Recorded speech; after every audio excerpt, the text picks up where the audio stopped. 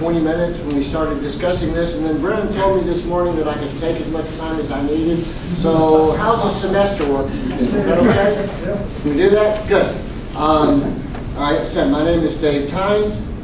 This is a talk about history, because history matters.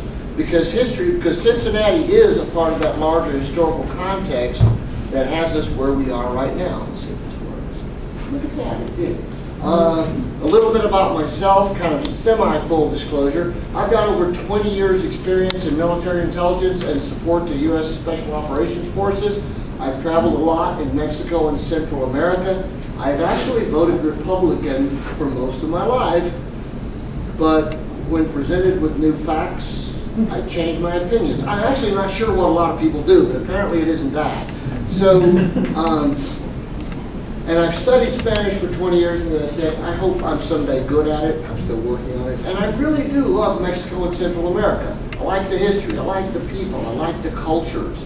And I think there's some things we all need to understand that we don't. I talk about this book, this thing starting when I started working with Brennan in 2016, but really it started a long time before that. When I was still in the military, I was traveling a lot.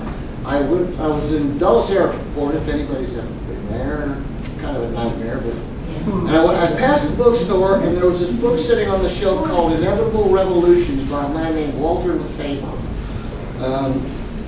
I thought it looked interesting. I picked it up, I bought it, took it out. I don't actually remember where I was going on that trip or what I did when I got there, but I remember sitting on the airplane going, we did that? Well, that was us too? Wow. And so it kind of started changing my opinion about maybe what we were doing in Central America. This was the mid-'80s, so we were doing things. And there's a new edition of that I think he published in 2004. Goes through the Reagan era, and if you don't know anything about that history, it's a pretty good place to start. It still is. And actually, I put this picture in to show I actually had more hair, and it wasn't great. I got started with this when I went to work as a volunteer with Brennan after the 2016 election when we were all in shock. And one of the first things he asked me to do was to write this annotated bibliography that we were going to give to somebody else, right? And that was about 3 pages, and then that led to this, because this is something I've been passionate about for a long time. So why am I here in the first place? Well, that's a good question. I'm actually here because I hope to play some small part in changing the dialogue, specifically to bring about a dialogue I don't think we're actually having. I talk to a lot of people on the right, and they say, well, we need to have secure borders. That's really, really important. Dude, I spent over 20 years in the military. I agree, we need secure borders. And a lot of people on the progressive side, liberal side, well, it's about compassion. We need to have compassion for our fellow human beings. We absolutely do. That should be who we are as humans at our best. But the conversation we aren't having is this. What is going on right now needs to be placed in the larger overall historical context that has literally led us to where we are today.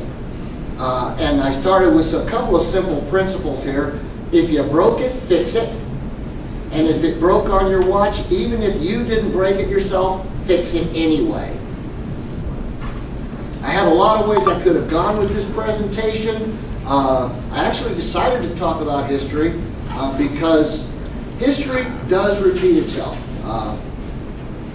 My favorite quote down here is the one that says, maybe history wouldn't repeat itself if we listened once in a while. That's true. Historical events do tend to recur. And the violence and the poverty that people are fleeing right now did not arise overnight. It did not arise in a vacuum, and it did not arise by chance. It's all the result of things that happened. But the more I looked for a simple historical narrative that would kind of stay with that, if you broke it, fix it idea, the harder time I had keeping that simple thread, because history is really this. It's a lot of things happening at the same time. And I needed a way to focus on it. I looked for a simple narrative that hopefully I could trace from the beginning, its beginnings to today. That was relatively simple and was for the most part in the open, either because people didn't bother to cover up what was going on at the time, or because it's been extensively researched since then. And I think I found it. I decided to focus on one country, Guatemala, and on a company that came to be symbolized by this. Everybody knows, all right? This is a company that was, in its time, incredibly powerful. It ran governments. And it could have been ExxonMobil. It could have been any one of a number of corporations, but it wasn't. It was a company that specialized in that. Okay? This company would undergo several changes in its long history before it eventually went bankrupt and was bought out. But this is its symbol. It began as United Fruit Company. That's Chiquita Banana. She would become the company's symbol, but more about that in a minute. So, did you ever wonder why the banana, which actually grows a long way from here, is kind of tricky to ship and store, is usually one of the cheapest fruits on the market? Do you ever ask yourself that question? United Fruit is part of that reason. And in many ways, it was the first true multinational corporation.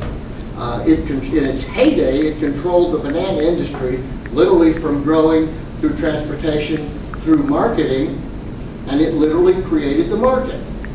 It owned its own fleet of ships. It owned railroads. It owned countries.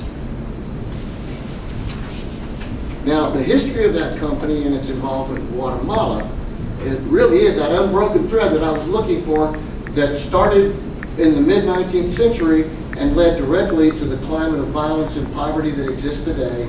And that climate of violence and poverty is the reason why people are willing to make that difficult and very dangerous journey from where they are to the borders of this country, a country that unfortunately in many cases doesn't want them. But it all started way back in 1870 when this gentleman, Lorenzo Dow Baker of Wellfleet, Massachusetts, was a sea captain. He landed in Jamaica. He sees this fruit in the market that he really wasn't familiar with, and he saw how popular it was. He said, well, that might be a good thing. He bought 160 bunches, put them in his hold, took them back to, and sold them in Jersey City.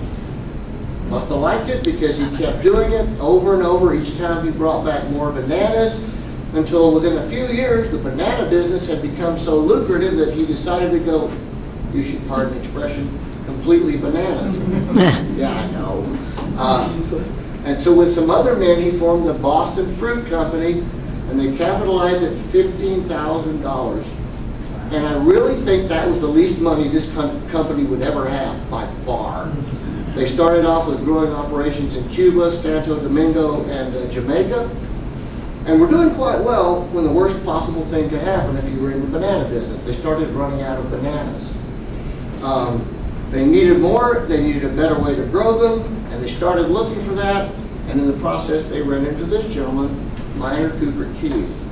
Minor Cooper Keith was a New York native. He had dreamed of, since childhood, of doing business in Latin America by building railroads where no transportation existed. So he wanted to build railroads as a way to make his fortune. Central American countries wanted railroads because those were seen as the symbols of modernity. Modernity. Thank you. So Keith really was in the right place at the right time. And but even so, his first attempt to build a railroad, Costa Rica, 1871, pretty much was a disaster all around. He wound up almost broke. And he was about to go bankrupt, but he had been growing bananas to feed his workers, and he said, well, he knew there was money in this crop if he could figure out a way to get it to market before it could rot. So when he returned to the Costa Rican Railway to work on the railway, he did so under a deal with Costa Rica, that he would be allowed to operate that railroad for his own profit, and also that Costa Rica would give him large tracts of land that he could use for growing bananas. This is something you're going to see repeated time and time again. This was kind of their model for doing business. So now he had the land where he could grow bananas. He had a railway to transport them, at least within the country. But railroads are expensive. This is what you call a capital-intensive industry. So Minor Cooper Keith was still often almost broke, very close to going into bankruptcy. He had political connections. He'd married the daughter of a former president of Costa Rica, but he needed money, which, as it happened, was something the folks in Boston had lots of, and they were looking for something to do with it. So in 1899, he joined forces with the Boston wholesalers. Now he had a way to grow bananas, a way to transport them, and he had a ready-made distribution network in the United States. So on March 30th, 1899, they formed the United Fruit Company, and bananas were on their way from being a rare and expensive delicacy in the United States to a commonplace item, and Minor Cooper Keith was on his way to becoming very, very rich. Now, when he died in 1929, United Fruit controlled 3/4 of the world's banana trade, and it has been said that if Minor Cooper Keith was the Henry Ford of food production, the banana was his Model T. The company would expand throughout Latin America, always looking for new places to grow bananas, and as it got bigger, it could cut prices, and it forced most of its competitors out of the market. That gave it even more land, and so on, and the cycle continued. But a railroad project had marked the beginnings of what the company could become, and a railroad would prove the key to gaining control of an entire nation, which brings us to Guatemala. Guatemala had begun its own rail network, but construction had been halted when the price of coffee, their main export, had dropped. They turned to Minor Cooper Keith. He agreed to furnish it in return for land and in return for the right to operate the railroad for his own profit. He also got control of the main port, as well as the country's telegraph lines, and if I remember correctly, such electrical grid system as then existed. So Guatemala had gained a railroad at the price of trading away their entire infrastructure. This would come back to haunt them in a big way under Keith's successor. So United Fruit had gained, which brings me to the next important figure here. While United Fruit had basically run out most of its competitors, it allowed a few to survive, mostly to help it avoid U.S. antitrust laws, which were a thing. One of those that it allowed to survive was a thing called the Cuyamel Fruit Company, run by this fellow right here, Samuel Zemurray. Zemurray had come to the U.S. at age 15, started to work for United Fruit in Mobile, Alabama, and he'd made it. He'd started his fortune by buying up a bunch of bananas, a load of bananas that were too ripe to transport by rail to the north. He'd taken them in his wagon and sold them. He got $40. That literally was the start of his fortune. He would be their United Fruit's chief competitor, and he was ruthless by any standard. When the government of Honduras opposed Zemurray, his solution was to topple the government of Honduras. So, and again, this is a pattern you see with this company over and over again. They were incredibly powerful.